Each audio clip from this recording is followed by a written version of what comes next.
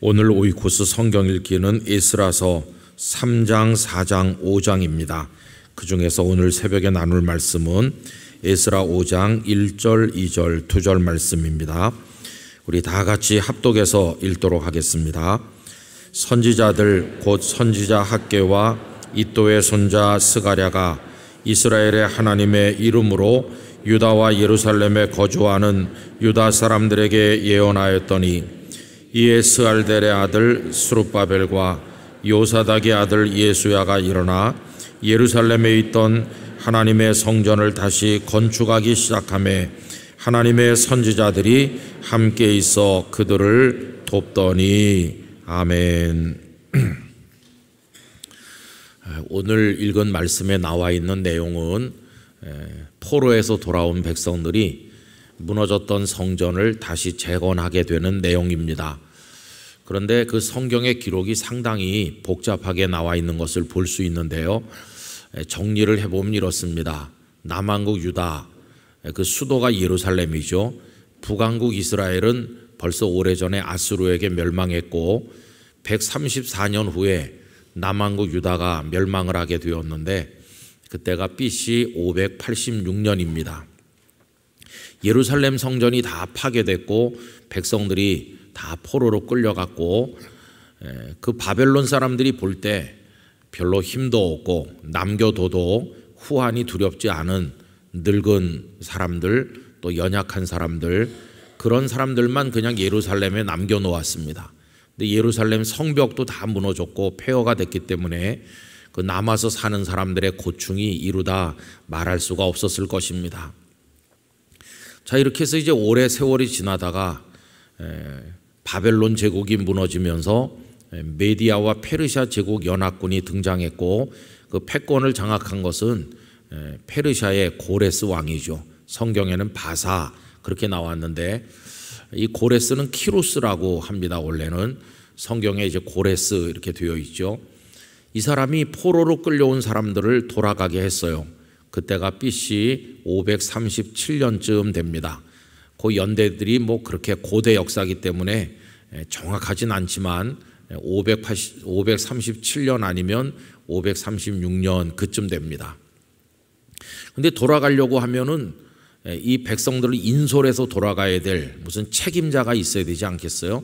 그래서 그 책임자를 누구로 임명했느냐 하면은 스룹바벨로 임명을 했어요. 스룹바벨. 여러분 오늘 읽은 말씀 2절에 보시면 스알디엘의 아들 스룹바벨 이렇게 나오잖아요. 그 마태복음 1장에 예수님의 족보가 나오는데 거기 이렇게 나옵니다. 포로로 바벨론의 포로로 끌려갈 때 여고냐는 스알디엘을 낳고 스알디엘은 스룹바벨을 낳고 이렇게 나오잖아요.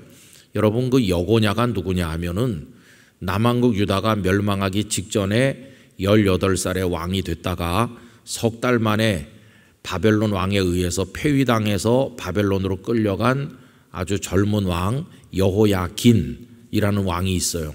그 여호야긴이 바로 그 마태복음 1장에 나오는 여고냐입니다. 이 사람은 포로로 끌려가서 무려 37년 동안을 구금 상태에 있었어요. 참 고통을 많이 받은 불쌍한 왕인데 그 사람이 낳은 아들이 스알디엘이고 스알디엘의 아들이 스룹바벨인 거죠.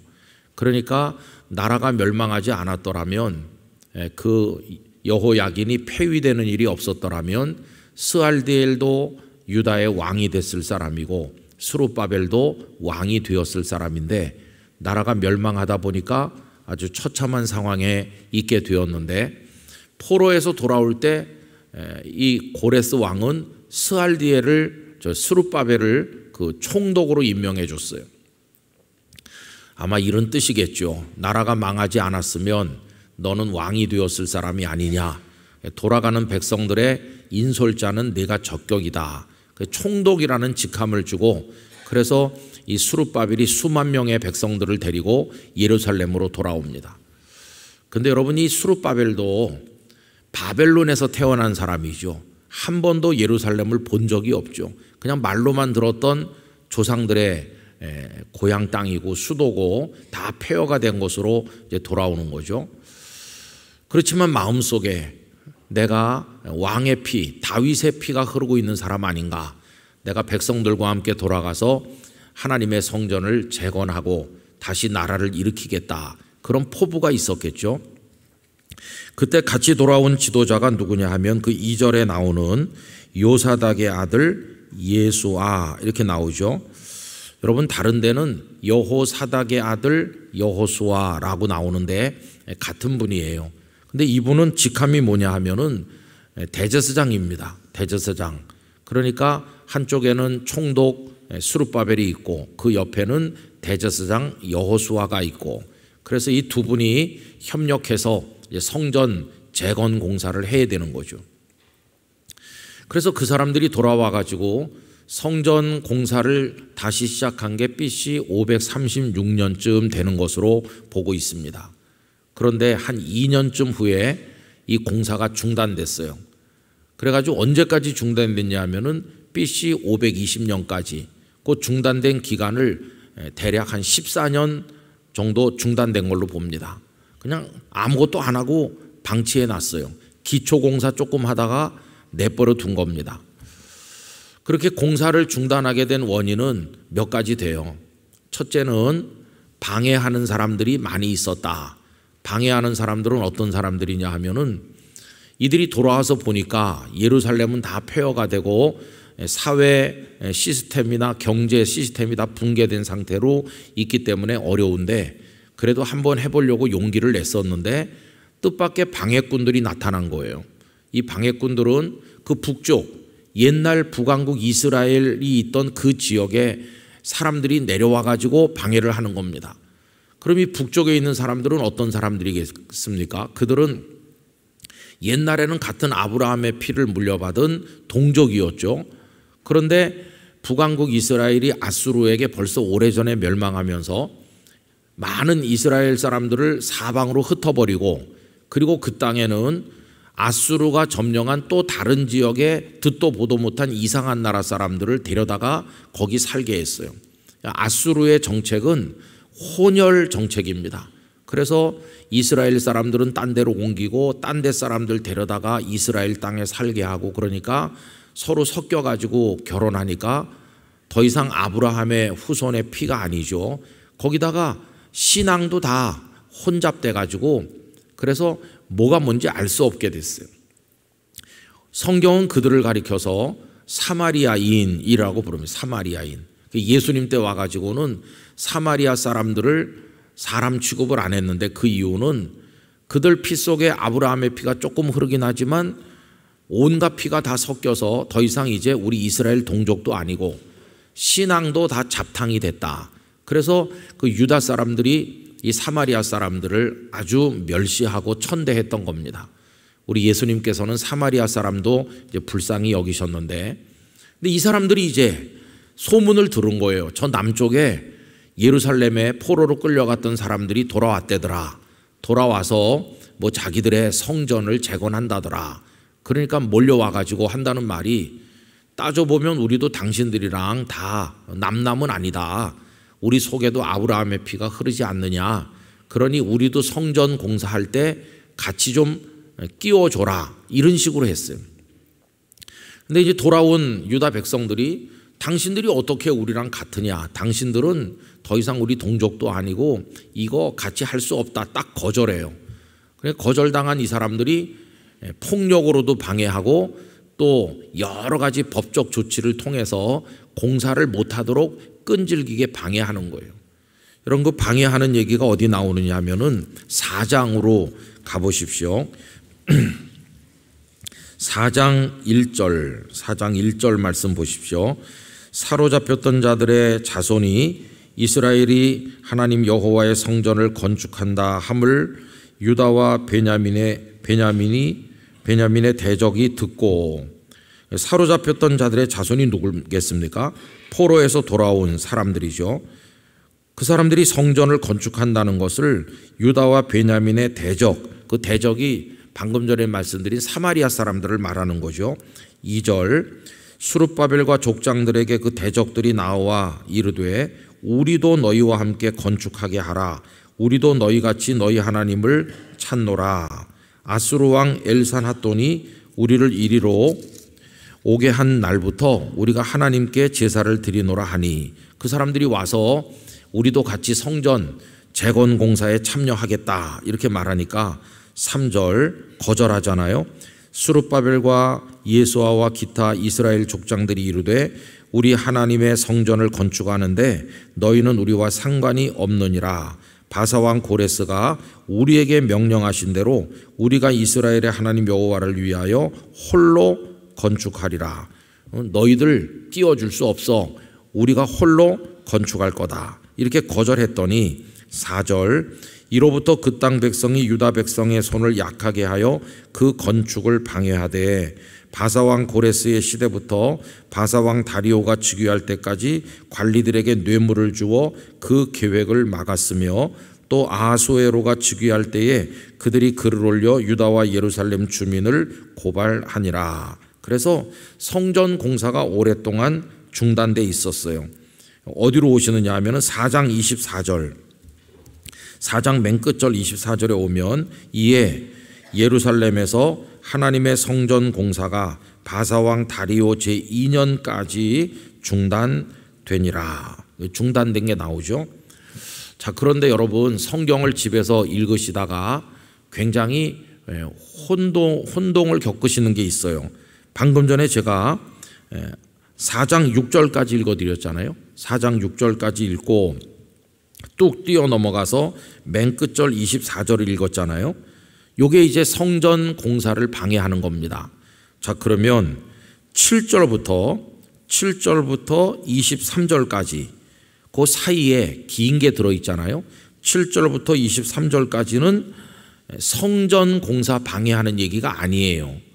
그래서 이제 많은 분들이 성경 통독할 때 이게 이상하다 이렇게 좀 혼란을 겪으시게 되는데, 여러분 성전 공사는 아까 말씀드린 것처럼 고레스 왕이 돌아가라고 그래갖고 돌아온 스룹바벨과 제사장 여호수아, 예수아를 중심으로 지금 한다고 그랬잖아요. 그런데 그 예루살렘을 생각할 때 성전만 재건된 게 아니죠. 재건된 것 중에 중요한 게 하나 더 있죠. 그게 뭡니까 여러분? 예루살렘 성벽입니다. 예루살렘 성벽. 그 성이 성의 구실을 하려면 성벽이 견고하게 쌓아져 있어야, 그래야 그게 성으로서의 기능을 하는 거잖아요. 그러면 이 성벽 재건 공사는 누가 했을까요? 그거는 느헤미야가 한 겁니다. 느헤미야. 근데 여러분 여기 지금 스룹바벨이나 예수아나 느헤미야나 이런 분들이 다 같은 시대 사람이냐? 그게 아니에요. 느헤미야는 이분들이 오셔서 지금 성전을 재건하는 게 530년대, 520년대 그때 아닙니까? 근데 느헤미야가 와서 성벽을 재건한 거는 그때부터 80년 더 지난 다음이에요. 그러니까 느헤미야는 여기 이 스룹바벨이나 이분들보다 80년 정도 나중 사람이에요. 그 시간 차이를 기억하셔야 돼요. 그리고 에스라, 지금 우리가 읽은 게 에스라서인데 에스라가 옛날 이야기를 다 이렇게 기록한 건데 에스라는 언제적 사람이냐 하면은 느헤미야와 같은 시대 사람이에요. 그러니까 지금 여기 에스라가 성전 재건 공사를 시작했다가 지금 중단했다. 이걸 지금 여기 쓰고 있는데 에스라의 입장에서 보면은 오래전에 있었던 일을 지금 기록한 거예요. 그리고 에스라는 느헤미야와 같은 시대다. 그래갖고 느헤미야는 와서 성벽을 재건했고 에스라는 그때 와서 백성들을 율법으로 가르쳐서 신앙을 재건해 준 거예요. 에스라는 신앙을 재건해 줬고 느헤미야는 성벽을 재건했고 여기 스룹바벨과 이분들은 한참 전에 먼저 돌아와서 성전을 재건한 거예요. 그런데 이 기록이 지금 어떻게 혼란을 가져오냐 하면 아까 제가 4장 1절부터 6절까지 읽고 뚝 뛰어넘어서 24절 읽었는데 그거는 성전과 관련된 얘기입니다. 성전과 관련된 얘기. 그런데 그 밑에 7절부터 23절까지는요 이게 80년쯤 후에 있었던 성벽 재건에 관련된 얘기예요. 성벽 재건에 관련된. 그래서 여러분 이게 혼란이 많이 있을 수 있는데 참고를 해 두시면 이거를 일반 역사와 맞춰가지고 연대기 계산을 해보면 잘 안 맞는 것 같이 느껴지는데 사실은 성전 공사가 중단됐던 것과 성벽 공사 얘기가 지금 여기 섞여서 기록됐기 때문에 그런데 그 내용을 분리해 가지고 읽으면 아무 문제가 없다 하는 거를 참고로 이야기가 나온 김에 말씀을 드렸어요. 자, 이래서 성전 공사 얘기로 다시 돌아가면 한 14년 정도 공사가 중단돼 있는데 이거 이렇게 중단해서 놔두면 되겠나? 그래가지고 하나님의 영감을 받은 선지자들이 나서서 성전 공사를 다시 시작해야 됩니다. 이렇게 백성들에게 독촉하게 됐어요. 그 선지자들이 누굽니까? 오늘 읽은 말씀 1절에 보시면 선지자 학개, 이도의 손자 스가랴. 여러분 성경에 학개서가 나오고 스가랴서가 나오잖아요. 이 두 분은 같은 시대 예루살렘에 같이 있었어요. 그런데 하나님의 거룩한 계시가 학개에게도 임하고 스가랴에게도 임해가지고 이 두 분이 백성들에게 외친 메시지의 주제가 같아요. 이렇게 맹 놓고 앉아있으면 안 된다.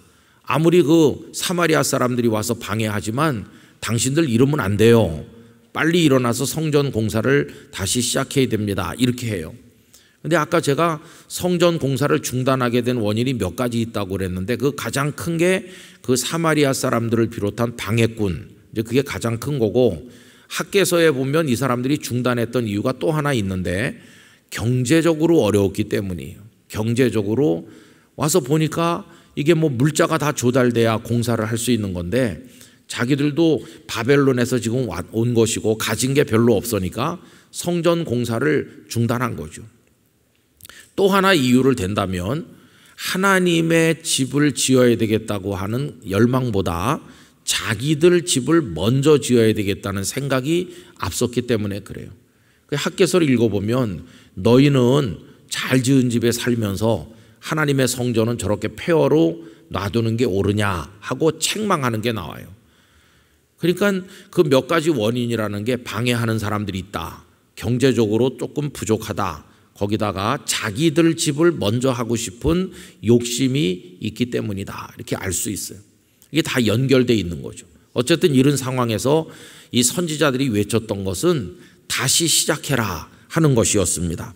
여러분 2절 말씀만 우리 다시 한번 읽어보도록 하겠습니다. 이에 스알디엘의 아들 수룹바벨과 요사닥의 아들 예수야가 일어나 예루살렘에 있던 하나님의 성전을 다시 건축하기 시작하매 하나님의 선지자들이 함께 있어 그들을 돕더니. 아멘. 거기 여러분 줄을 치셔서 기억하시면 좋을 귀절은 시작하매입니다. 시작하매. 그 앞에 다시라고 하는 단어도 줄을 치셔서 요걸 오늘 아침에 우리 마음에 새길 교훈으로 기억하면 좋겠습니다. 다시 시작한다. 여러분 이건 참 위대한 겁니다. 누구에게나 다시 시작할 수 있다고 한다면 그 사람에겐 소망이 있는 거죠. 다시 시작하는 거. 하다가 주저앉았고 하다가 포기했고 하다가 좌절됐는데 그래서 다시 하기 어렵지만은 그러나 하나님을 믿고 다시 하겠습니다. 이게 부흥되는 거죠. 여러분 부흥이라고 하는 것은 다시 하는 겁니다. 내 심령이 죽었었는데 다시 살아나는 거, 이게 부흥입니다. 요 얼마 전에 마른 뼈에서 하나님의 군대를 본다 그런 설교를 주일날 했는데 이 하얀 백골은 이건 희망이 없는 거잖아요. 근데 그 속에 다시 생명이 약동하고 일어서서 하나님의 군대가 되는, 우리 그 얘기를 했는데 그게 부흥이라고 그랬죠. 여러분 다 죽어서 널브러진 것 같은 곳 속에 다시 생명이 약동하고 힘이 다 빠졌던 사람이 다시 벌떡 일어나는 거. 어쩌냐게 우리는 다시 기도를 시작했다고 생각합니다. 그래서 하나님 앞에서 다시 시작하는 열정을 우리가 가져야 되겠다 하는 생각을 하고 있는 거죠. 여러분 목회를 하면서 많은 분들이 오늘날 교회들이 어렵다고 그래요. 또 어려운 것도 뭐 사실이겠죠. 사회 상황도 변하고 사람들이 예수님을 믿는 태도도 많이 달라졌고 이제 그런 게 많이 있어요. 그래서 뭐 어떤 새로운 시도, 그래서 목사님들이든지 또 교회를 진단하는 사람들이 새로운 시도를 해보려고 노력을 많이 해요. 어떤 목회적 프로그램, 또 뭐 어떤 눈에 띄는 어떤 시설 개수 뭐 여러 가지 요즘 젊은이들의 취향에 맞는 뭐 설비를 갖춰놔야 된다 뭐 이런 거 많이 해요. 근데 저는 목회를 하면서 느끼는 건 뭐냐 하면 그런 게 필요하죠. 그러나 더 중요한 것은 다시 시작하는 게 중요하다. 다시 시작하는 거. 새로운 게 부족해서 안 되는 게 아니라 다시 시작하지 못해서 안 되고 있는 거예요. 그 다시 시작하는 기본이 뭘까요? 예배부터 다시 시작해야 되는 거예요. 예배의 제단부터 다시 시작하고, 기도부터 다시 시작하고, 신앙의 ABCD부터 다시 시작하는 거예요. 기초가 다 무너졌는데 그 위에다가 페인트 칠만 무너진 잔해에다가 한다고 그러면 그게 뭐 되겠습니까? 여러분, 기초부터 다시 쌓아야 되는 거죠. 그래서 다시 시작할 수 있는가? 그게 관건이에요.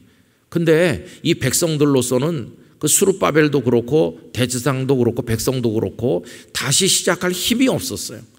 근데 어떻게 이들이 만 14년 만에 다시 시작할 수 있었나? 그거는 학개나 스가랴 선지자가 전한 말씀이 그들에게 전달됐을 때 여러분 학개서 가서 읽어보면 그들의 마음을 하나님께서 흥분시키셨다. 그렇게 그게 개역성경 번역이 그렇게 돼 있어요. 저는 그 번역을 좋아합니다. 하나님께서 거룩한 흥분을 그들 속에 불러일으키셔서 다 같이 일어나서 다시 시작한 거죠. 여러분, 마음이 흥분된다는 것은 성령의 역사입니다. 성령님께서 착 가라앉은 사람들의 마음을 다시 불러일으키시는 거예요. 다시 기도하자, 다시 하나님 앞에 바로 서자, 이렇게 하도록 거룩한 감동을 주시는 거예요. 여러분, 그게 우리 한국교회를 살리고 우리를 살릴 수 있는 관건이라고 생각합니다. 하나님의 성령께서 영락교회 안에도 다 역사하셔서 우리 속에 거룩한 흥분이 일어나고 내가 이렇게 시시하게 믿으면 안 되겠다. 앞으로 얼마나 하나님을 믿게 될지 모르는데 정신 바짝 차리고 제대로 믿는 그리스도인이 돼야 되겠다. 하나님 앞에서 나부터 다시 무너진 제단을 쌓아야 되겠다. 그런 각오를 가지고 시작해야만 될 것입니다. 여러분, 다시 시작하는 영적 부흥이 우리 개인과 가정과 교회 안에서 일어나기를 간절히 기원하는 것입니다.